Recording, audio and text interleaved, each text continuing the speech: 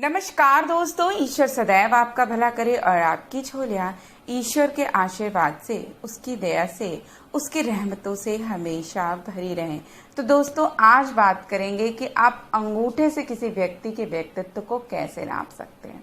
देखिए, अंगूठे का हमारे जीवन में, आप कह सकते हैं हाथ में, उतना ही महत्व है जितना हमारे शरीर पे, हमारे सिर का होता है। अर्थात अंगूठे से आप व्यक्ति के बहुत सारे व्यक्तित्व के बारे में, उसके राज जान सकते हैं। देखिए, अंगूठे के झुकाव से आप कैसे व्यक्ति के बारे में जान सकते हैं, मैंने उस पर ऑलरेडी एक दूसरा वीडियो बना रखा है। हाथों के रंग से आप व्यक्ति का जो स्वभाव और खासकर उसका भाग्य कैसा होगा, उस पर भी मैंने एक सेपरेट वीडियो बना रखा है, तो प्लीज उसे भी जरूर देख लें।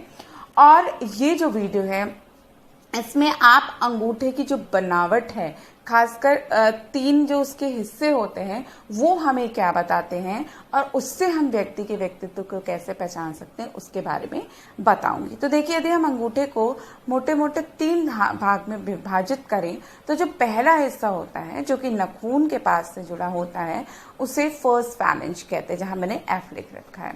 दूसरा जो हिस्सा होता है वो आपका सेकेंड फैलेंज होता है, मध्य भाग। और तीसरा हिस्सा बहुत लोग के हाथों में होता है और बहुत लोग के हाथों में दिखाई नहीं देता, लेकिन जो वीनस पर्वत से, अर्थात शुक्र के जो पर्वत से जुड़ा होता है, उसे थर्ड फैलेंज मानते हैं। अब देखिए, इन तीनों को यदि प्रकृति के अनुसार डिवाइड किया जाए, तो जो पहला हिस्सा होता है, फर्स्ट फैलेंज होता है, वो हमारे अंदर के सतोगुण को बताता है। दूसरा हिस्सा हमारे रजोगुण को बताता है। तीसरा जो हिस्सा है वो हमारे तमोगुण को बताता है। तो अगर किसी व्यक्ति का जो ऊपरी हिस्सा, अर्थात जो फर्स्ट फैलेंज है, वो काफी बड़ा हो, तो वो क्या बताता है? यदि किसी व्यक्ति के अंगूठे का ऊपरी हिस्सा बाकी हिस्से से सबसे बड़ा हो, तो बताता है कि ऐसा व्यक्ति स्वतंत्र विचारों का होता है। वो अपने ऊपर किसी प्रकार के बंधन बर्दाश्त नहीं करता। और दूसरी बात, यदि ये हिस्सा ज्यादा ही बड़ा और पीछे की ओर मुड़ा हुआ हो, तो ऐसा व्यक्ति धार्मिक किस्म का भी होता है, दयालु बहुत होता है। दूसरों की कह सकते हैं कि आप दूसरों के दुख को देखकर बहुत जल्दी उसको दया आ जाती है। लेकिन बहुत ज्यादा बड़े होने से एक कमी आ जाती है कि कोई चीज को बहुत ज्यादा सोच विचार करने के बजाय तुरंत अपनी इच्छा से या मन से काम ज्यादा करता है। मतलब सोच विचार ऐसे लोग कम करते हैं और तुरंत अपने आवेगों के द्वारा, या अगर कोई इमोशनली उन्हें कोई चीज फील होती है, तो वो तुरंत उस चीज को करते हैं। वो ये नहीं सोचते कि इसका नुकसान क्या होगा या इसके फायदे क्या होंगे। तो यहाँ पे एक कमी ऐसी देखी जाती है कि यदि बहुत ज्यादा बड़ा हो, निचले वाले हिस्से से, खासकर मध्य भाग से ज्यादा बड़ा हो, तो व्यक्ति तुरंत निर्णय लेता है और जल्दबाजी में, या आप कह सकते हैं भावुकता में, निर्णय ज्यादा लेता है। अब मध्य भाग की बात करेंगे। ज्यादातर आपने देखा होगा कि लोगों के मध्य भाग ज्यादा बड़े होते हैं। जो मध्य भाग जिन लोगों के ज्यादा बड़े होते हैं, ऐसे लोग बहुत सोच विचार कर ही अपना काम करते हैं। इसके अलावा ऐसे जो लोग होते हैं, बहुत लॉजिकल थिंकिंग होती है, बहुत ही लॉजिकली चीजों को करते हैं। लेकिन यदि यही हिस्सा ज्यादा बड़ा हो जाए, मतलब पहले और निचले वाले हिस्से से बहुत ज्यादा बड़ा हो जाए, तो ये बताता है कि ऐसे लोग सोच विचार तो बहुत करते हैं, लेकिन निर्णय लेने में बहुत देरी करते हैं। और वो देरी की वजह से उनके जो डिसीजंस होते हैं वो ज्यादातर गलत हो जाते हैं, क्योंकि वो समय ही इतना ज्यादा ले लेते हैं कि वो अपने निर्णय को सही समय पर सही ढंग से एग्जीक्यूट नहीं कर पाते हैं। इसके अलावा यदि ये हिस्सा, बीच का हिस्सा बिल्कुल पतला हो जाए अचानक से, मतलब नीचे का हिस्सा मोटा हो, ऊपर का हिस्सा मोटा हो, लेकिन बीच का हिस्सा पतला हो जाए, तो ऐसे लोग दूसरों की गलतियां निकालते हैं। इन्हें हर समय दूसरों की गलतियां या दूसरों की बुराइयां ज्यादा पसंद आती हैं। ये अपने संबंध में नहीं देखते, हमेशा दूसरों की बुराइयों की ओर देखते हैं।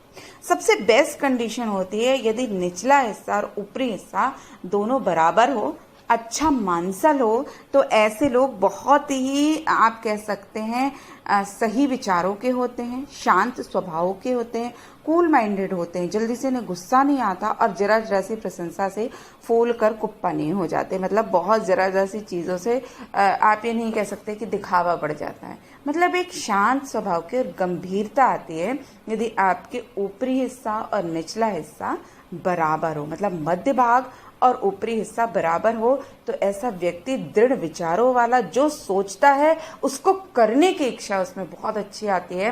और आप हमारे देश के प्रधानमंत्री नरेंद्र मोदी जी का अंगूठा इसी तरह का है, बिल्कुल दोनों ऊपर का हिस्सा और निचला हिस्सा दोनों बराबर है। तो वो जो सोचते हैं उसको पूरी दृढ़ता के साथ उसे वो फॉलो भी करते हैं। इसके अलावा जो तीसरा हिस्सा होता है, जो third part of the thumb होता है, वो हमारे वीनस एरिया, वीनस माउंट अर्थात शुक्र के एरिया से जुड़ा हुआ होता है।